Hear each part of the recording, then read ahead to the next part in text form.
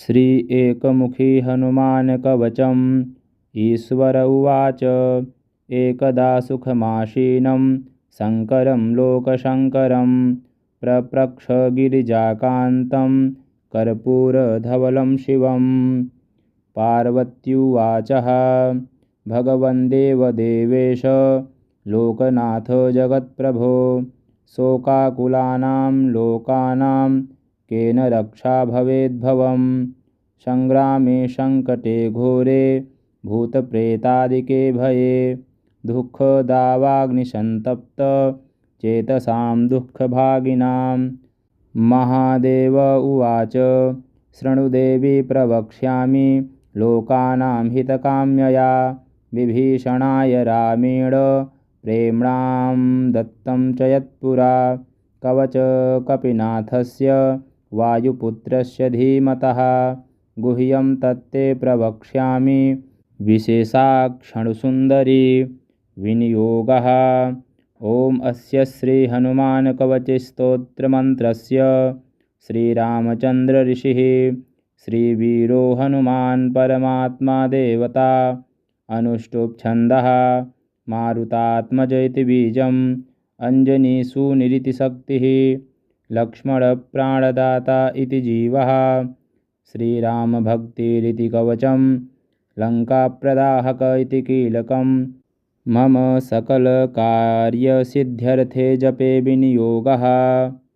ॐ ध्यानं ध्यायेद्बालदिवाकरं द्युतिनिभं देवारिदर्पापहं देवेन्द्रप्रमुखप्रशस्तयशसं देदीप्यमानं रुचा सुग्रीवादिसमस्तवानरयुतं सुव्यक्ततत्त्वप्रियं संरक्तारुणलोचनं पवनजं पीताम्बरालङ्कृतम् उद्यन्मार्तण्डकोटिप्रकटरुचियुतं चारुवीरासनस्थं मौजीं यज्ञोपवीताभरणरुचिशिखा शोभितं कुण्डलाढ्यं भक्तानामिष्टदं न प्रणतमनुजदं वेदनादप्रमोदं ध्यायेद्देवं विधेयप्रभगकुलपतिं गोष्पदीभूतवर्धिं वज्राङ्गपिङ्गकेशाढ्यं स्वर्णकुण्डलमण्डितम् उद्यद्युक्षणं दोर्दण्डं हनुमन्तं विचिन्तये स्फटिकाभं स्वर्णकान्तिं द्विभुजं चाकृताञ्जलिं कुण्डलद्वयसंशोभिमुखान् भोजं हरिं भजे। ॐ नमो हनुमते हनुमदाख्यरुद्राय सर्वदुष्टजनमुखस्तम्भनं कुरु कुरु। ॐ ह्रां ह्रीं ह्रूं ठं ठं ठं फट् स्वाहा। ॐ नमो हनुमते शोभिताननाय यशोलङ्कृताय अञ्जनीगर्भसम्भूताय रामलक्ष्मणनन्दकाय कपिसैन्यप्रकाशय पर्वतोत्पाटनाय सुग्रीवसाह्यकरणाय परोच्चाटनाय कुमारब्रह्मचर्याय गम्भीरशब्दोदयाय ॐ ह्रां ह्रीं ह्रूं सर्वदुष्टग्रहनिवारणाय स्वाहा। ॐ नमो हनुमते सर्वग्राहं भूत भविष्यद्वर्तमान दूरस्थसमीपस्थान क्षिन्धि क्षिन्धि भिन्धि भिन्धि सर्वकालदुष्ट बुद्धिमुच्चाटयोच्चाटयो परबलान् क्षोभय क्षोभय मम सर्वकार्याणि साधय साधय। ॐ ह्रां ह्रीं ह्रूं फट् देहि ॐ शिवसिद्धिः ॐ ह्रां ह्रीं ह्रूं स्वाहा। ॐ नमो हनुमते परकृतयन्त्रमन्त्र परहंकार भूतप्रेतपिशाच परदृष्टि सर्वतर्जनचेटकविद्या सर्वग्रहभयं निवारय निवारय। बध बध पच पच दल दल विलय विलय सर्वाणि कुयन्त्राणि कुट्टय कुट्टय ह्रां ह्रीं ह्रूं फट् स्वाहा।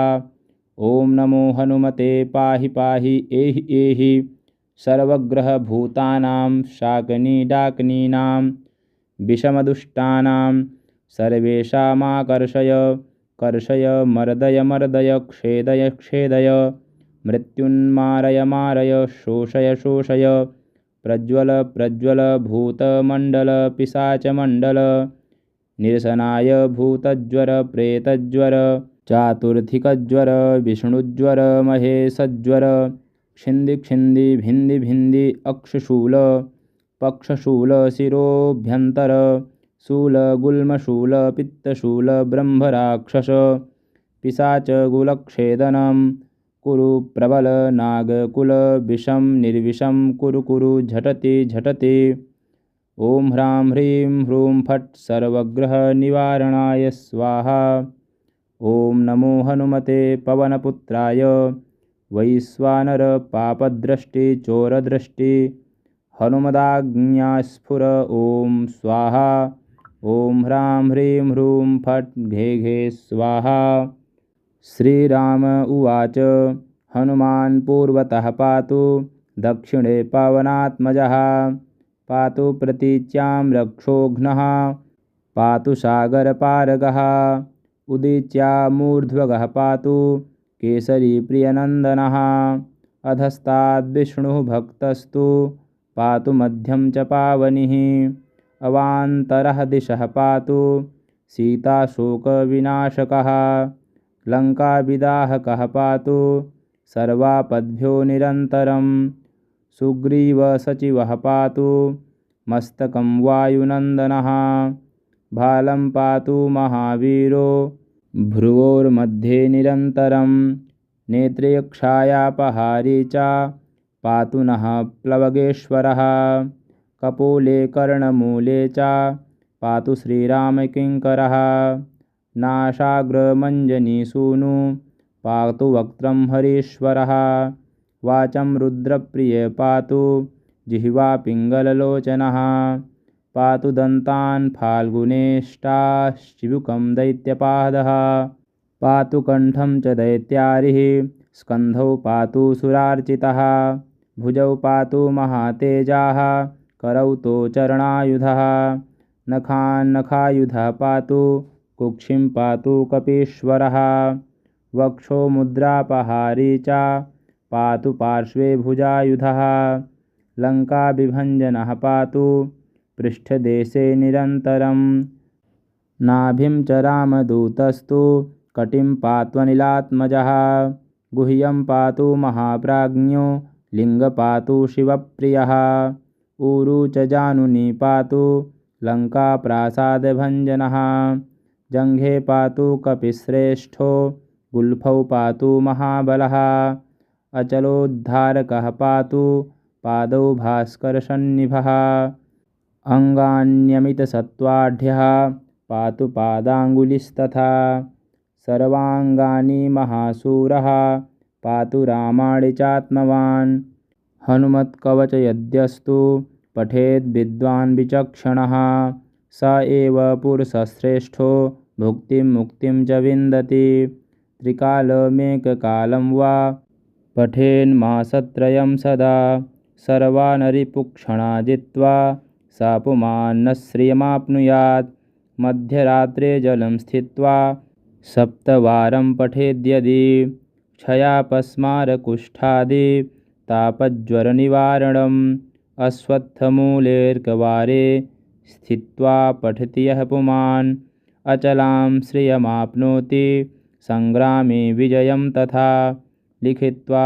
पूजयेद्यस्तु सर्वत्र विजयी भवेत् यः करेद्धारयेन्नित्यं स पुमान् श्रियमाप्नुयात् विवादे द्यूतकाले च द्यूते राजकुले रणे दशवारं पठेद्रात्रौ मिताहारो जितेन्द्रियः विजयं लभते लोके मानुषेषु नराधिपः भूतप्रेतमहादुर्गे रणे सागरसम्प्लवे सिंहव्याघ्रभये चोग्रे शरशस्त्रास्त्रपातने शृङ्खलाबन्धने चैव कारागृहनियन्त्रणे कैयास्तोभे वह्निचक्रे क्षेत्रे घोरे सुदारणे शोके महारणे चैव बालग्रहविनाशनं सर्वदा तु पठेन्नित्यं जयमाप्नुत्य संशयं भूर्जे च वसने रक्ते क्षीमे चाप्तालपत्रके त्रिगन्धे नाथमस्यैव विलिख्य धारयेन्नरः पञ्चसप्तत्रिलोहैर्वा गोपितकवचं शुभं गले कट्यां बहुमूले कण्ठे शिरसि धारितं सर्वान् कामानवाप्नुयात् सत्यं श्रीरामभाषितं श्री एकमुखी हनुमत्कवचं श्री हनुमत अर्पणमस्तु। श्री एकमुखी हनुमानकवचम्। ईश्वर उवाच एकदा सुखमासीनं शङ्करं लोकशङ्करं प्रप्रक्ष गिरिजाकान्तं कर्पूरधवलं शिवं। पार्वत्युवाचः भगवन् देवदेवेश लोकनाथ जगत्प्रभो शोकाकुलानां लोकानां केन रक्षा भवेद्भवं संग्रामे संकटे घोरे भूतप्रेतादिके भये दुःखदावाग्निसन्तप्त चेतसां दुःखभागिनां। महादेव उवाच शृणुदेवी प्रवक्ष्यामि लोकानां हितकाम्यया विभीषणाय रामेण प्रेम्णां दत्तं च यत्पुरा कवच कपिनाथस्य वायुपुत्रस्य धीमतः गुह्यं तत्ते प्रवक्ष्यामि विशेषाक्षणसुन्दरी विनियोगः। ॐ अस्य श्रीहनुमानकवचस्तोत्रमन्त्रस्य श्रीरामचन्द्र ऋषिः श्रीवीरो हनुमान् परमात्मा देवता अनुष्टुप् छन्दः मारुतात्मज इति बीजम् अञ्जनीसूनुरितिशक्तिः लक्ष्मणप्राणदाता इति जीवः श्रीरामभक्तिरिति कवचं लङ्काप्रदाहक इति कीलकं मम सकलकार्यसिद्ध्यर्थे जपे विनियोगः। ॐ ध्यानं ध्यायेद्बालदिवाकरं द्युतिनिभं देवारिदर्पापहं देवेन्द्रप्रमुखप्रशस्तयशसं देदीप्यमानं रुचा सुग्रीवादिसमस्तवानरयुतं सुव्यक्ततत्त्वप्रियं संरक्तारुणलोचनं पवनजं पीताम्बरालङ्कृतम् उद्यन्मार्तण्डकोटिप्रकटरुचियुतं चारुवीरासनस्थं मौजीं यज्ञोपवीताभरणरुचिशिखा शोभितं कुण्डलाढ्यं भक्तानामिष्टदं न प्रणतमनुजदं वेदनादप्रमोदं ध्यायेद्देवं विधेयप्रभगकुलपतिं गोष्पदीभूतवर्धिं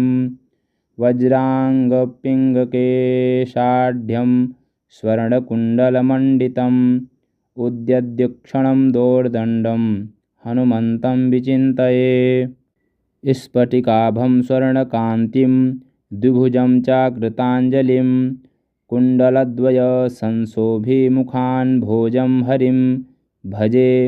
ॐ नमो हनुमते हनुमदाख्यरुद्राय सर्वदुष्टजनमुखस्तम्भनं कुरु कुरु।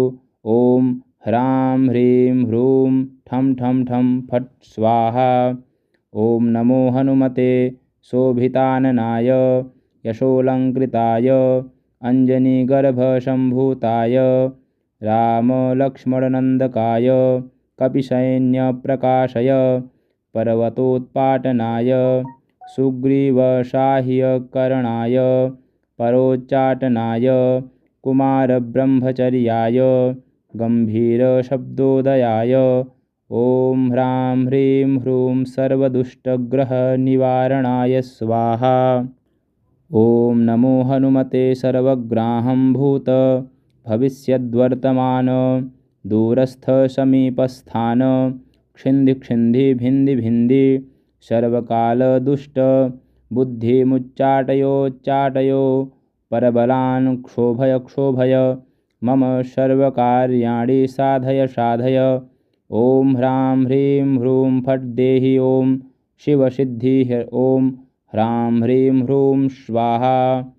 ॐ नमो हनुमते परकृतयन्त्रमन्त्र परहंकार भूतप्रेतपिशाच परदृष्टि सर्वतर्जनचेटकविद्या सर्वग्रहभयं निवारय निवारय।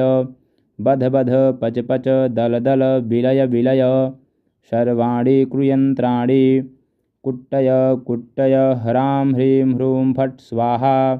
ॐ नमो हनुमते पाहि पाहि एहि एहि सर्वग्रहभूतानां शाकिनीडाकिनीनां विषमदुष्टानां सर्वेषामाकर्षय कर्षय मर्दय मर्दय क्षेदय क्षेदय मृत्युन्मारय मारय शोषय शोषय प्रज्वल प्रज्वल भूतमण्डल पिशाचमण्डल निरसनाय भूतज्वर प्रेतज्वर चातुर्थिकज्वर विष्णुज्वर महेशज्वर क्षिन्धि क्षिन्धि भिन्धि भिन्धि अक्षशूल पक्षशूल शिरोभ्यन्तर शूल गुल्मशूल पित्तशूल ब्रह्मराक्षस पिशाच गुलक्षेदनं कुरु प्रबल नागकुल विषं निर्विषं कुरु कुरु झटति झटति।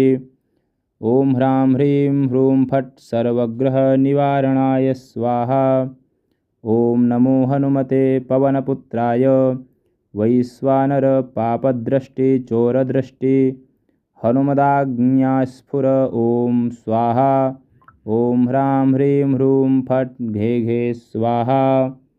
श्रीराम उवाच हनुमान् पूर्वतः पातु दक्षिणे पवनात्मजः पातु प्रतीच्यां रक्षोघ्नः पातु सागरपारगः उदीच्यामूर्ध्वगः पातु केसरीप्रियनन्दनः अधस्ताद्विष्णुः भक्तस्तु पातु मध्यं च पावनिः अवान्तरः दिशः पातु सीताशोकविनाशकः लङ्काविदाहकः पातु सर्वापद्भ्यो निरन्तरं सुग्रीवसचिवः पातु मस्तकं वायुनन्दनः भालं पातु महावीरो भ्रुवोर्मध्ये निरन्तरं नेत्रेक्षायापहारी च पातु नः प्लवगेश्वरः कपोले कर्णमूले च पातु श्रीरामकिङ्करः नासाग्रमञ्जनीसूनु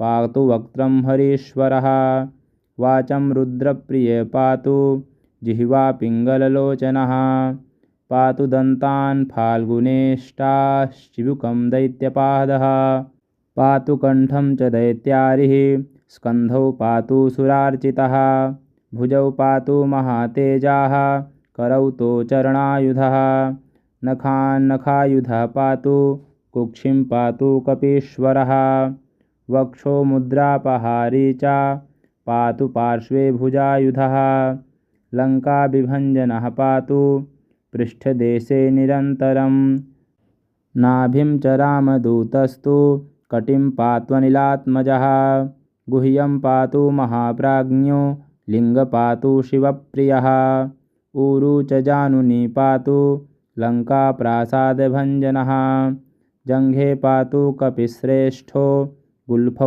पातु महाबलः अचलोद्धारकः पातु पादौ भास्करसन्निभः अङ्गान्यमितसत्त्वाढ्यः पातु पादाङ्गुलिस्तथा सर्वाङ्गानि महाशूरः पातु रामाणि चात्मवान् हनुमत्कवचयद्यस्तु पठेद् विद्वान् विचक्षणः स एव पुरुषश्रेष्ठो भुक्तिं मुक्तिं च विन्दति त्रिकालमेककालं वा पठेन्मासत्रयं सदा सर्वानरिपुक्षणा जित्वा सा पुमान्न श्रियमाप्नुयात् मध्यरात्रे जलं स्थित्वा सप्तवारं पठेद्यदि क्षयापस्मारकुष्ठादि तापज्वरनिवारणम् अश्वत्थमूलेर्कवारे स्थित्वा पठति यः पुमान् अचलां श्रियमाप्नोति सङ्ग्रामे विजयं तथा लिखित्वा पूजयेद्यस्तु सर्वत्र विजयी भवेत् यः करेद्धारयेन्नित्यं स पुमान् श्रियमाप्नुयात्। विवादे द्यूतकाले च द्यूते राजकुले रणे 10 वारं पठेद्रात्रौ मिताहारो जितेन्द्रियः। विजयं लभते लोके मानुषेषु नराधिपः।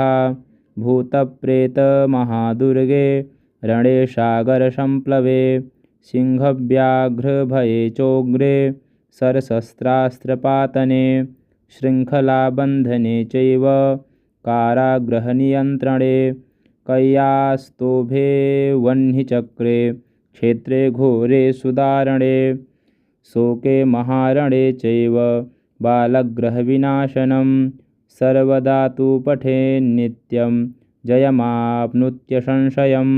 भूर्जे च वसने रक्ते क्षीमे चाप्तालपत्रके त्रिगन्धे नाथमस्यैव विलिख्य धारयेन्नरः।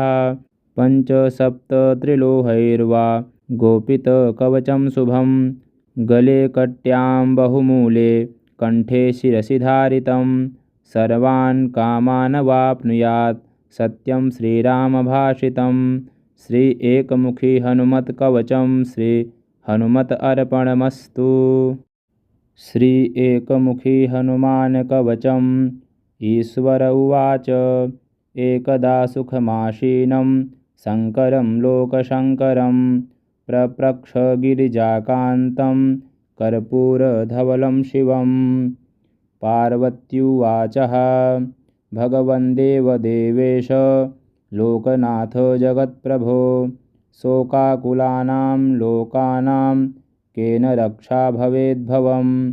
सङ्ग्रामे सङ्कटे घोरे भूतप्रेतादिके भये दुःखदावाग्निसन्तप्त चेतसां दुःखभागिनां।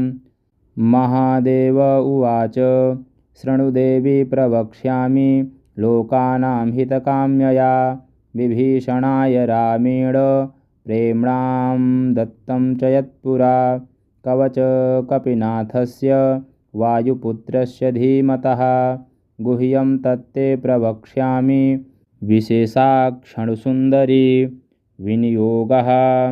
ॐ अस्य श्रीहनुमानकवचस्तोत्रमन्त्रस्य श्रीरामचन्द्रऋषिः श्रीवीरो हनुमान् परमात्मा देवता अनुष्टुप्छन्दः मारुतात्मज इति बीजम् अञ्जनीसूनुरितिशक्तिः लक्ष्मणप्राणदाता इति जीवः श्रीरामभक्तिरिति कवचं लङ्काप्रदाहक इति कीलकं मम सकलकार्यसिद्ध्यर्थे जपे विनियोगः।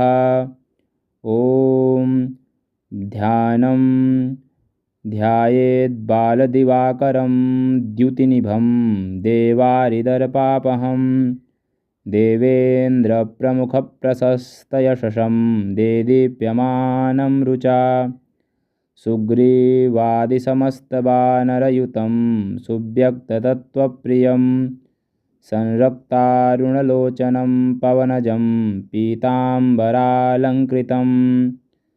उद्यन्मार्तण्डकोटिप्रकटरुचियुतं चारुवीरासनस्थं मौजीं यज्ञोपवीताभरणरुचिशिखा शोभितं कुण्डलाढ्यं भक्तानामिष्टदं न प्रणतमनुजदं वेदनादप्रमोदं ध्यायेद्देवं विधेयप्रभगकुलपतिं गोष्पदीभूतवर्धिं वज्राङ्गपिङ्गकेशाढ्यं स्वर्णकुण्डलमण्डितम् उद्यद्युक्षणं दोर्दण्डं हनुमन्तं विचिन्तये स्फटिकाभं स्वर्णकान्तिं द्विभुजं चाकृताञ्जलिं कुण्डलद्वयसंशोभिमुखान् भोजं हरिं भजे। ॐ नमो हनुमते हनुमदाख्यरुद्राय सर्वदुष्टजनमुखस्तम्भनं कुरु कुरु। ॐ ह्रां ह्रीं ह्रूं ठं ठं ठं फट् स्वाहा। ॐ नमो हनुमते शोभिताननाय यशोलङ्कृताय अञ्जनीगर्भसम्भूताय रामलक्ष्मणनन्दकाय कपिसैन्यप्रकाशय पर्वतोत्पाटनाय सुग्रीवसाह्यकरणाय परोच्चाटनाय कुमारब्रह्मचर्याय गम्भीरशब्दोदयाय ॐ ह्रां ह्रीं ह्रूं सर्वदुष्टग्रहनिवारणाय स्वाहा। ॐ नमो हनुमते सर्वग्राहं भूत भविष्यद्वर्तमान दूरस्थसमीपस्थान क्षिन्धि भिन्धि भिन्धि सर्वकालदुष्ट बुद्धिमुच्चाटयोच्चाटयो परबलान् क्षोभय मम सर्वकार्याणि साधय साधय। ॐ ह्रां ह्रीं ह्रूं फट् देहि ॐ शिवसिद्धिः ॐ ह्रां ह्रीं ह्रूं स्वाहा। ॐ नमो हनुमते परकृतयन्त्रमन्त्र परहंकार भूतप्रेतपिशाच परदृष्टि सर्वतर्जनचेटकविद्या सर्वग्रहभयं निवारय निवारय। बध बध पच पच दल दल विलय विलय सर्वाणि कुयन्त्राणि कुट्टय कुट्टय ह्रां ह्रीं ह्रूं फट् स्वाहा। ॐ नमो हनुमते पाहि पाहि एहि एहि सर्वग्रहभूतानां शाकिनीडाकिनीनां विषमदुष्टानां सर्वेषामाकर्षय कर्षय मर्दय मर्दय क्षेदय क्षेदय मृत्युन्मारय मारय शोषय शोषय प्रज्वल प्रज्वल भूतमण्डल पिशाचमण्डल निरसनाय भूतज्वर प्रेतज्वर चातुर्थिकज्वर विष्णुज्वर महेशज्वर क्षिन्धि क्षिन्धि भिन्धि भिन्धि अक्षशूल पक्षशूल शिरोभ्यन्तर शूल गुल्मशूल पित्तशूल ब्रह्मराक्षस पिशाचगुलच्छेदनं कुरु प्रबल नागकुल विषं निर्विषं कुरु कुरु झटति झटति। ॐ ह्रां ह्रीं ह्रूं फट् सर्वग्रहनिवारणाय स्वाहा।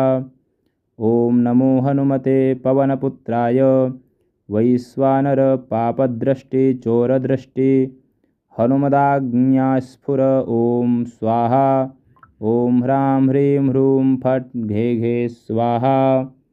श्रीराम उवाच हनुमान् पूर्वतः पातु दक्षिणे पवनात्मजः पातु प्रतीच्यां रक्षोघ्नः पातु सागरपारगः उदीच्यामूर्ध्वगः पातु केसरी प्रियनन्दनः अधस्ताद्विष्णुः भक्तस्तु पातु मध्यं च पावनिः अवान्तरः दिशः पातु सीताशोकविनाशकः लङ्काविदाहकः पातु सर्वापद्भ्यो निरन्तरं सुग्रीवसचिवः पातु मस्तकं वायुनन्दनः भालं पातु महावीरो भ्रुवोर्मध्ये निरन्तरं नेत्रेक्षायापहारी च पातु नः प्लवगेश्वरः कपोले कर्णमूले च पातु श्रीरामकिङ्करः नासाग्रमञ्जनीसूनु पातु वक्त्रं हरीश्वरः वाचं रुद्रप्रिये पातु जिह्वा पिङ्गललोचनः पातु दन्तान् फाल्गुनेष्टाश्चिबुकं दैत्यपादः पातु कण्ठं च दैत्यारिः स्कन्धौ पातु सुरार्चितः भुजौ पातु महातेजाः करौ तौ चरणायुधः नखान्नखायुधः पातु कुक्षिं पातु कपीश्वरः वक्षो मुद्रापहारी च पातु पार्श्वे भुजायुधः लङ्काविभञ्जनः पातु पृष्ठदेशे निरन्तरं नाभिं च रामदूतस्तु कटिं पात्वनिलात्मजः गुह्यं पातु महाप्राज्ञो लिङ्गपातु शिवप्रियः ऊरु च जानुनी पातु लङ्काप्रासादभञ्जनः जङ्घे पातु कपिश्रेष्ठो गुल्फौ पातु महाबलः अचलोद्धारकः पातु पादौ भास्करसन्निभः अङ्गान्यमितसत्त्वाढ्यः पातु पादाङ्गुलिस्तथा सर्वाङ्गानि महाशूरः पातु रामाणि चात्मवान् हनुमत्कवचयद्यस्तु पठेद् विद्वान् विचक्षणः स एव पुरुषश्रेष्ठो भुक्तिं मुक्तिं च विन्दति। त्रिकालमेककालं वा पठेन्मासत्रयं सदा। सर्वानरिपुक्षणा जित्वा सा पुमान् श्रियमाप्नुयात्। मध्यरात्रे जलं स्थित्वा सप्तवारं पठेद्यदि। क्षयापस्मारकुष्ठादि तापज्वरनिवारणम्। अश्वत्थमूलेऽर्कवारे स्थित्वा पठति यः पुमान्। अचलां श्रियमाप्नोति सङ्ग्रामे विजयं तथा। लिखित्वा पूजयेद्यस्तु सर्वत्र विजयी भवेत्। यः करेद्धारयेन्नित्यं स पुमान् श्रियमाप्नुयात्। विवादे द्यूतकाले च द्यूते राजकुले रणे। दशवारं पठेद्रात्रौ मिताहारो जितेन्द्रियः। विजयं लभते लोके मानुषेषु नराधिपः। भूतप्रेतमहादुर्गे रणे सागरसम्प्लवे। सिंहव्याघ्रभये चोग्रे शरशस्त्रास्त्रपातने। शृङ्खलाबन्धने चैव कारागृहनियन्त्रणे। कैयास्तोभे वह्निचक्रे क्षेत्रे घोरे सुदारणे। शोके महारणे चैव बालग्रहविनाशनं। सर्वदा तु पठेन्नित्यं जयमाप्नुत्यसंशयम्। भूर्जे च वसने रक्ते क्षीमे चाप्तालपत्रके। त्रिगन्धे नाथमस्यैव विलिख्य धारयेन्नरः। पञ्चसप्तत्रिलोहैर्वा गोपितकवचं शुभं। गले कट्यां बहुमूले कण्ठे शिरसि धारितं। सर्वान् कामानवाप्नुयात् सत्यं श्रीरामभाषितं। श्री एकमुखी हनुमत्कवचं श्री हनुमत् अर्पणमस्तु।